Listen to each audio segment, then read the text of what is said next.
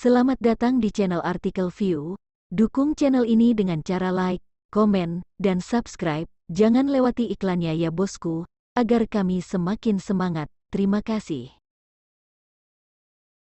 Episode 165, Kisah Seorang CEO Muda yang Berpura-Pura Culun. Mendengar kata-kata Sofia, Kauri mencibir dan berkata, "Uangmu tidak akan dihabiskan, kan? Jadi bagaimana jika dibelanjakan? Apakah saya masih perlu Anda khawatirkan? Jangan senyum dulu, Anda, orang yang bertanggung jawab atas barat kota. Tidak ada apa-apanya di mata saya," kata Sofia sambil tersenyum. Dia tidak merasa buruk menghabiskan uang baru-baru ini, dan dia tidak keberatan, karena keluarga Wibowo cepat atau lambat itu akan muncul. Dan dia akan menikah dengannya cepat atau lambat, dan sekarang hanya beberapa juta, jadi bukan apa-apa. Kamu tidak mengerti kehidupan orang kaya sepertiku, jadi kamu harus jujur bekerja untuk keluarga Wijaya. Aku harap kamu bisa mendapatkan keinginanmu, dan semoga kamu beruntung, kata Kauri. Hah? Sofia mencibir dan berkata, "Lupakan berkah munafikmu.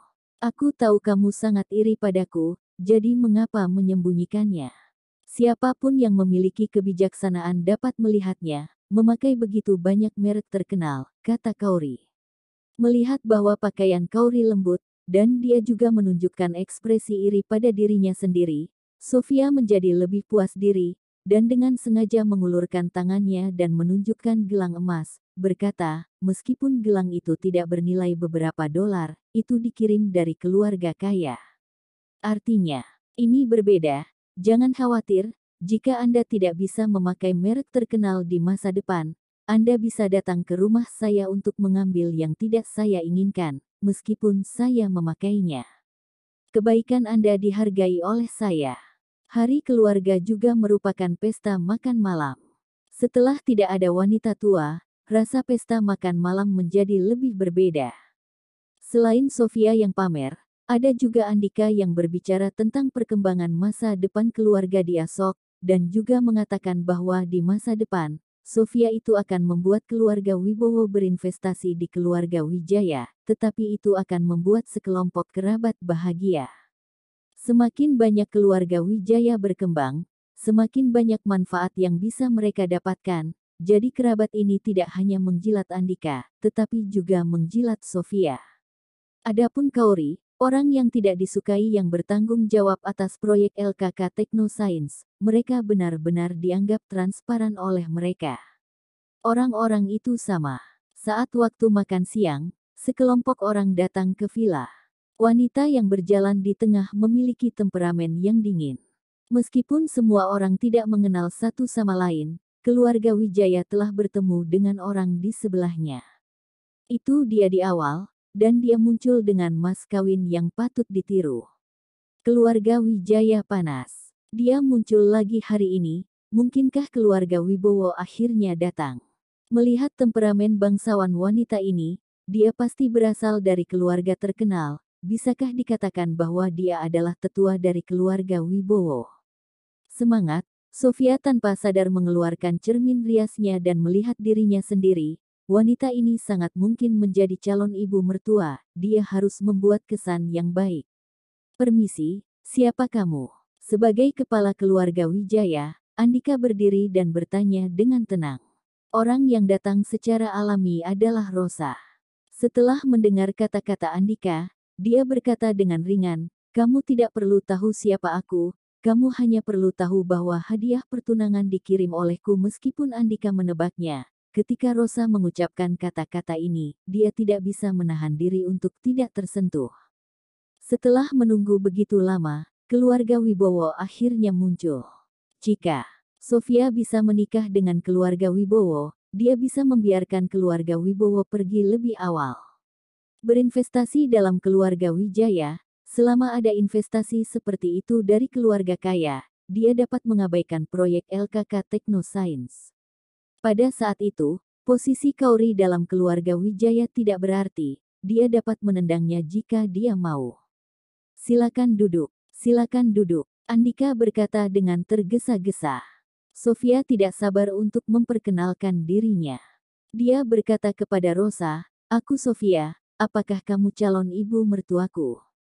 Kata-kata ini membuat Kauri tertawa terbahak-bahak. Sofia ini benar-benar tidak tahu malu untuk benar-benar mengatakan hal seperti itu.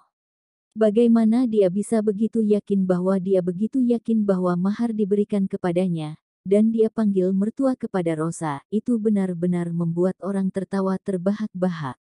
"Tidak, bagaimana dengan mahar yang saya kirim?" Rosa bertanya kepada Andika bahkan tanpa memandang Sofia. "Aku sudah menyerahkannya kepada yang berhak, jangan khawatir, aku pasti tidak mencuri apapun," kata Andika. "Kamu?" Rosa memandang Sofia dan berkata, "Di mana maharnya?" "Ibu mertua, saya membawanya. Saya merawat dengan baik barang-barang yang Anda berikan kepada saya setiap hari," kata Sofia sambil tersenyum. "Ibu mertua?" Rosa tersenyum dingin dan berkata, "Aku bukan ibu mertuamu. Aku di sini hari ini untuk mengembali kembali mas kawinnya." Kata-kata ini terdengar seperti guntur di telinga Sofia. "Ambil kembali maharnya. Bagaimana ini bisa? Sangat bagus, mengapa mengambilnya kembali?" Sofia telah menghabiskan hampir semua uangnya, dan dia menghabiskannya dengan tenang, karena dia percaya bahwa hadiah mahar ini adalah miliknya.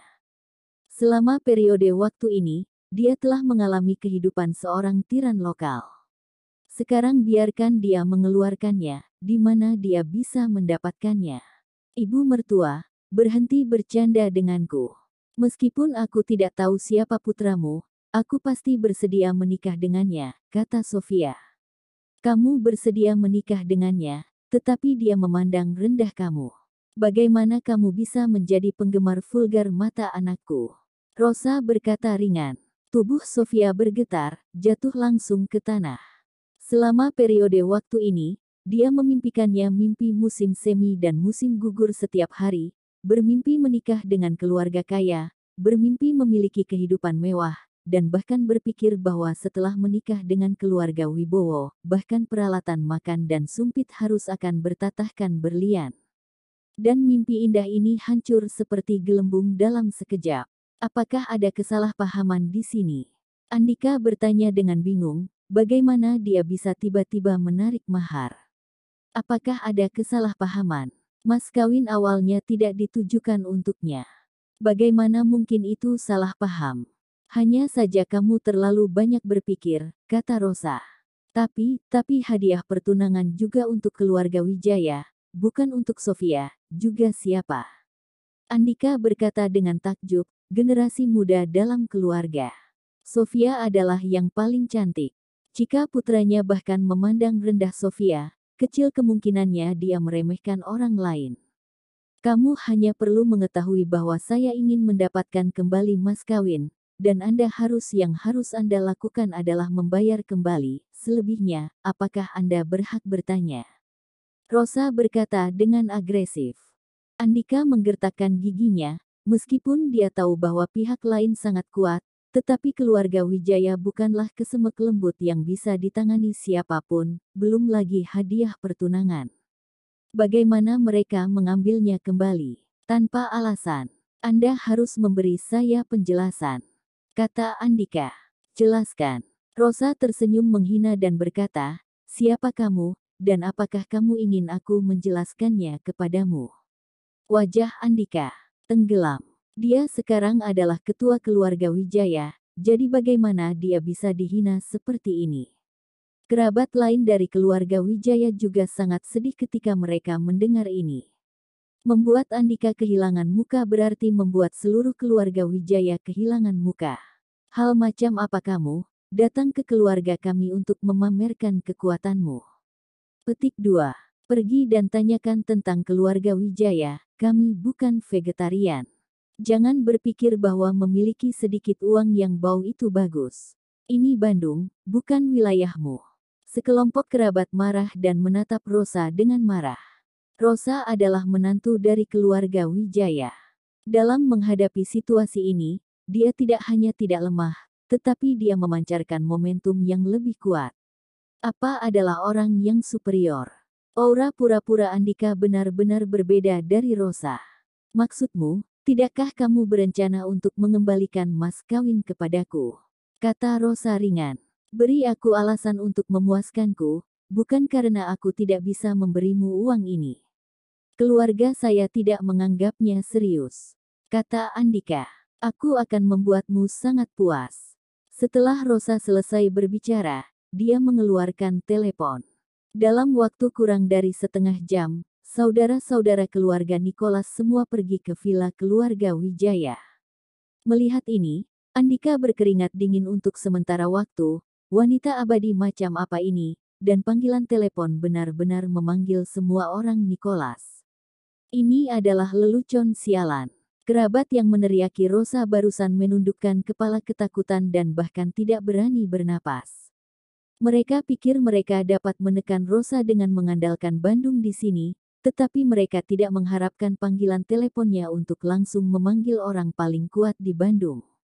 Nicholas, ini Nicholas. Keluarga Wijaya hanyalah seekor semut di depan Nicholas. Bagaimana dengan ini? Apakah kamu puas dengan alasan ini? Rosa bertanya pada Andika. Andika menjadi pucat karena ketakutan, dan Sofia, yang duduk di tanah, benar-benar kehilangan kemampuannya untuk berpikir. Tidak masalah jika mimpinya rusak, tetapi dia telah menghabiskan sebagian besar uangnya, dan sekarang biarkan dia mengeluarkannya, apa yang bisa dia dapatkan. Bersambung.